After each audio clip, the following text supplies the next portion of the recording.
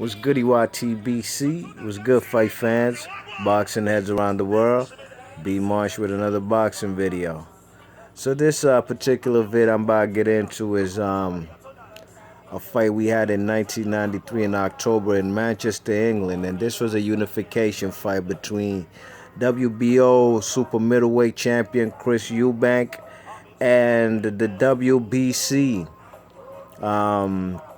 super middleweight champion, who was Nigel Benn. You know what I'm saying? What's his name? Chris Eubank had got his WBO strap. I believe he got it when he fought the man Michael Watson. You know what I'm saying? He beat Michael Watson. I believe that was for a vacant title, for a vacant WBO belt, because Chris Eubank was just moving up from middleweight, you know what I mean? Where he was the WBO middleweight champ. You check it. And that was a title actually he beat Nigel Benn for, because actually this fight is the rematch, you know what I mean? This is the rematch, Nigel Benn versus Chris Eubank too. And see Don King back there. You know, this was a fight that the first fight Chris Eubanks beat this guy Nigel Benn. He stopped him actually. I believe it was in the 8th or ninth round. He stopped him on his feet, you know what I mean? You check it. The man, Nigel Benn was, he was, to say the least, he was also, he was a little bit chinny, you know what I mean? He was a little bit chinny. He ain't have a granite chin like what's his name? Like Chris Eubank. I'll tell you that. Chris Eubank, he definitely had a chin as opposed to Nigel Benn, you know what I mean? With that being said, I was definitely a fan more of Nigel Benn than Chris Eubank. The Dark Destroyer used to get fellas up out of there, you know what I'm saying? I like what he did to the man Doug DeWitt, what he did to Iran Barkley in that first round, you know what I'm saying? This guy was knocking out everybody, you know what I mean? And he became the WBC champ when he beat Mauro, what's his name? An Italian dude, Mauro Galvano or somebody. You know what I mean? A guy who had that vacant 168 title. That's how he got it. You know what I mean? So Nigel Benn beat that Italian Mauro. He beat him twice. You know what I'm saying? Okay. So that's how he got the WBC title. So, in this particular fight, now this was a big fight out there in the UK, a domestic fight, you know what I mean? Unification, WBC, WBO, I know millions of people, millions on top of millions on top of millions watched this fight live when they showed it out there in the UK, you know what I mean? Now, this was a fight right here, like I said, Chris Eubank, he stopped Nigel Benn in the first fight. So you already know the Dark Destroyer is coming for what's his, man. He's trying to get that rematch, you know what I mean? And in the first round, let me get into what happened in the fight, man. In the first round, I had the man Eubank winning. You see Eubank right there. He's throwing flurries of punches. He was definitely he had the faster hands in the first round. You know what I'm saying? He definitely was controlling the distance, jabbing. Whenever Nigel Benn would try to come in with head first, and which was something I didn't quite like about Nigel Benn, at least in this fight, you know what I mean? And most of his fights, he was a come forward fighter for sure. Definitely always the aggressor, you know what I mean? He had decent head movement, but the way he would come in, great counter punches, just timing. That's all you got to do. Pick off them shots, pick off them head shots all day, every day, you know what I mean? And that's what was happening to Nigel. You see right there, right there. It's happening to Nigel Benn in the first round, you know what I mean? Okay. Round two, I definitely had Nigel Benn winning that round, you know what I mean? You check it, he shook up the cobwebs from the first round. I guess he ate a few too many flush punches for the first round, you know what I mean? Too early. So in the second round, I had him, doing this thing. He was definitely landing the body shots, you know what I'm saying? Throwing them leaping left hooks. This particular fight, there was nothing technical about this fight. There were few moments of technicality, maybe from the man Chris Eubank, you know what I'm saying? Chris Eubank was a kind of cagey, awkward kind of fighter, you know what I mean? but he definitely displayed more flashes of boxing technical skills than the man I'm sorry, Nigel Benn. You know what I mean? Round two, Chris Eubank got caught by Nigel Benn with some straight rights. You know what I'm saying? He was eating some shots in that round, you know what I mean? And there was a lot of clinching and hugging in this fight, you know what I mean? A lot of this fight was fought on the inside, outside. Only time they got on the inside was when Nigel Benn pressed the action and got on the inside. But Eubank did what like most any small fighter would do when he's getting crowded. He would clinch, you know what I mean? It makes it boring for the fight fans to watch. Look at Chris Eubank's arrogance. He was one arrogant guy, man. That's why I wasn't a fan of his, you know what I mean? Good fighter, tough guy, you know what I mean? Got a granite chin, you know what I mean? Iron chin, you check it. But look, this man ain't even go sit down in his corner yet. You check it, you know how that stuff he do, pounding his fists, his gloves. He was just a character, you know what I mean? Round three, I definitely had Chris Eubank winning that fight. You know what I'm saying? He was jabbing, boxing, throwing some clean shots. You know what I'm saying? The man, it looked basically like how the first round looked. You know what I mean? Nigel Benn just walking into shots. You know what I mean? You check it. Not round four. Um, I had Nigel Benn winning that round. You know what I mean? He definitely threw three right hands. You know what I mean? But the very first one, and that was like in the first maybe 15 seconds of round four. The first right hand that man threw hurt him like a motherfucker, man. He hurt him real bad. You check it, that man, Chris Eubanks wobbled. You know what I mean? And he ate numerous punches in that round. You know what I'm saying? And you could tell that man Nigel Benn definitely got his swag back. You know what I mean? Round five, a slugfest begins in the corner of the corner of the ring. You know what I'm saying? The man Nigel Benn, I guess he was feeling himself too much from how well he did in round four. He was being a little bit too reckless for my liking in round five. You know what I mean?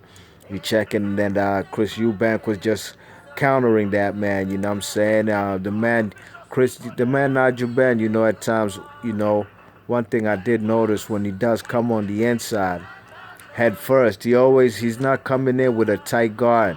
You know what I mean? He got his hands down. He has a tight guard when he's standing up flat footed in front of the guy. But when he's coming in, his hands are low and he's open to do plenty counters, you know what I mean? But he did win a lot of points in my opinion when they did clinch because he used his free hand.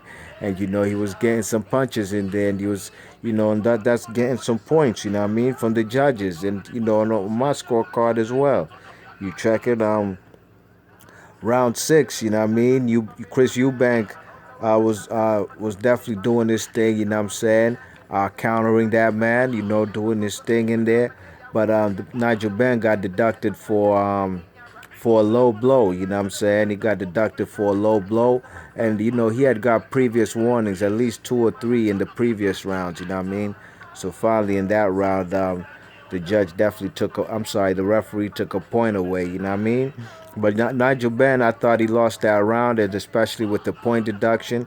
But in my opinion, he also came through at the end of that round. He finished strong, you know what I'm saying, with two right hooks and a left hook, you know what I'm saying? And the man Eubank was landing some punches in there. Definitely hit the man Nigel Benn more than he got hit, you know what I'm saying? You check it, round seven. Nigel Benn's on the come up, man. And to be honest, between round seven, the man did his thing in there. Round seven, eight, they looked pretty similar. You know what I'm saying? The man looked like he's getting tired. Chris Eubank's getting tired, and Nigel Benn was just chopping him down and hunting him down with some crucial right hands. You know what I mean? Like he's chopping down some trees, you know what I mean? Look like some Tommy Hearns. You see how Tommy Hearns was dropping that guy? What was his name? Juan Roldan? Juan Roldan, I think that's when Tommy Hearns won what was it? I think a middleweight strap, you know what I mean? A WBC 160 strap. Man, them chopping right hands he was landing on Roldan, that's what it looked like for Nigel Benn in this round, round seven, you know what I mean? Round 8 and 9, I definitely gave it to Nigel Benn as well. You know what I'm saying? Nigel Benn was definitely controlling the pace of the action. You know what I'm saying? Being the aggressor, all up in Chris Eubank's chest. You know, knocking him in, I think, round 9, and knocking him from pillar to post. You know, even had that man running at one point in time. You know what I'm saying? He was definitely winning them rounds. You know what I mean? Round 10, you check it. Chris Eubanks Bet is sorry, Nigel Benn wobbles. He wobbles Chris Eubanks with a left hook, you know what I mean? And it has Chris Eubanks' legs looking shaky, you know what I mean?